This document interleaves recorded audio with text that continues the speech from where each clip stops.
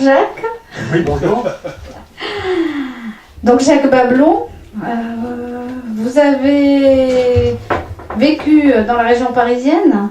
Bah oui, oui. J'ai lu dans votre biographie que vous tapiez dans des ballons, et qu'ensuite à l'adolescence vous vouliez être musicien, guitariste pour séduire les filles. Et devant le peu de succès, vous êtes acheté un topaz, c'est ça? Peut-être que vous pouvez expliquer.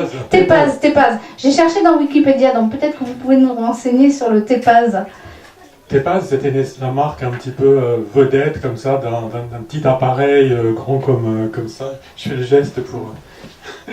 grand comme ça, et tout le monde avait ça, c'était l'appareil de base où on mettait son disque, comme ça, avec une qualité sonore pas terrible, mais voilà, tout le monde avait un peu ça. Mais j'ai menti complètement. Ah bon? J'ai menti complètement, parce que les bios comme ça on dit un peu n'importe quoi.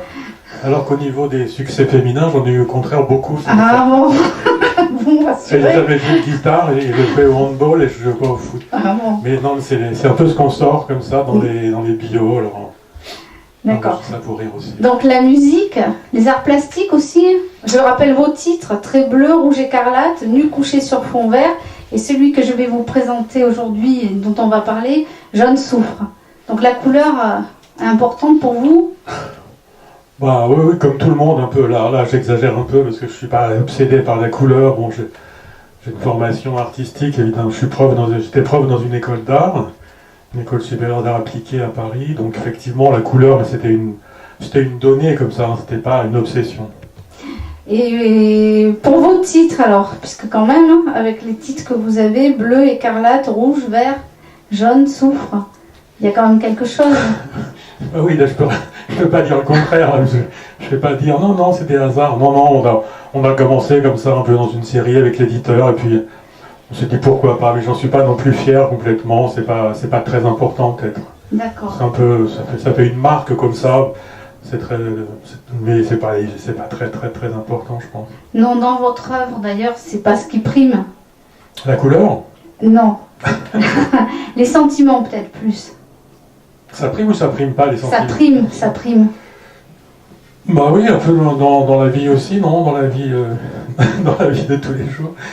Bah ça prime, oui, c'est-à-dire que à chaque fois c'est plutôt ça prime dans le sens où ça crée des tensions qui sont effectivement qui débordent, puisque on est dans le roman noir, donc il peut y avoir des idées de vengeance, des idées, des crispations comme ça qui dans la vie normale peuvent se résoudre autrement que par la violence, mais dans le polar, c'est souvent une résolution comme ça par la violence.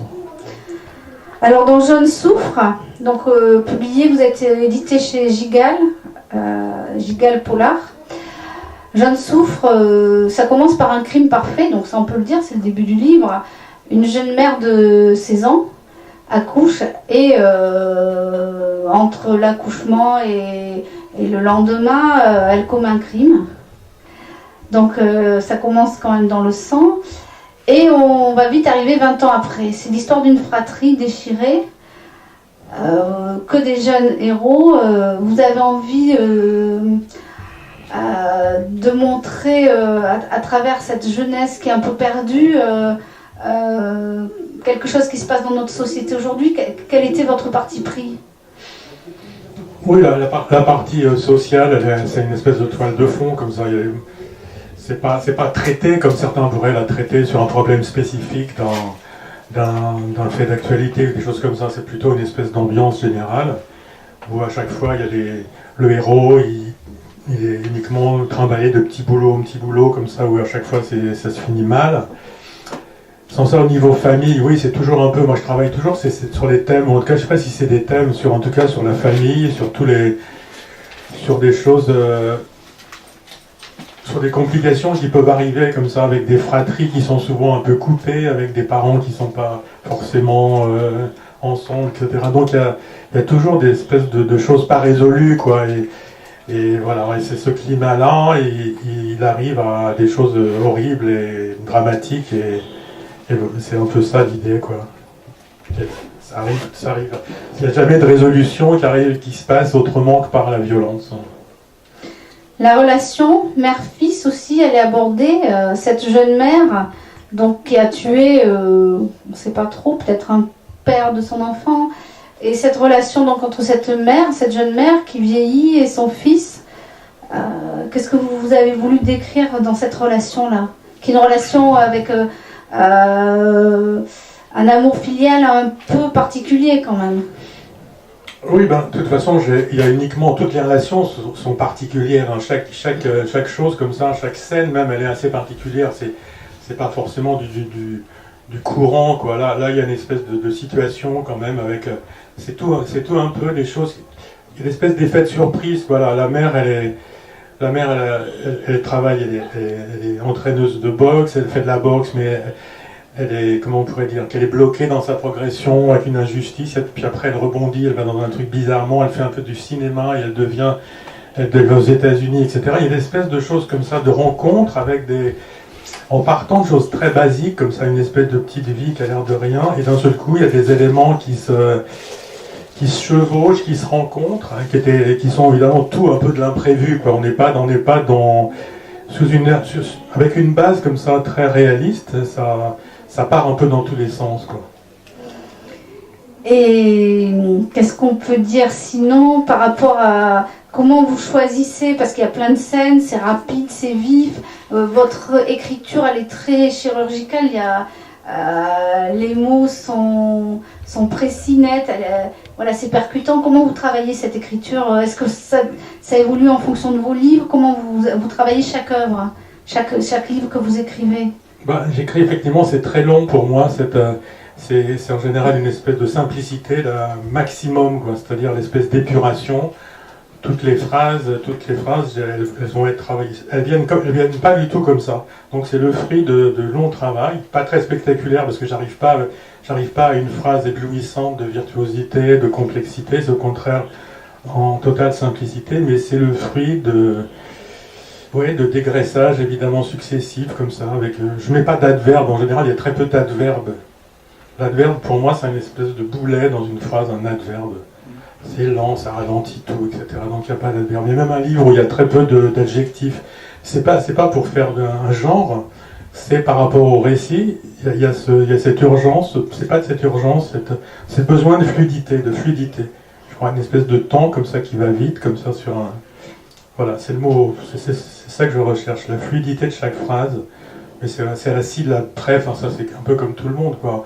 Des fois je trouve le mot à 3 syllabes, le deux syllabes est bien meilleur, etc. Mais c'est pas juste à chaque fois pour raconter une espèce de logique interne aussi, comme ça, à la phrase, à l'articulation entre deux phrases, etc. Et sinon, vos histoires, vous allez les chercher où dans votre entourage? Comment vous élaborez un livre? Comment vous choisissez ce que vous allez écrire?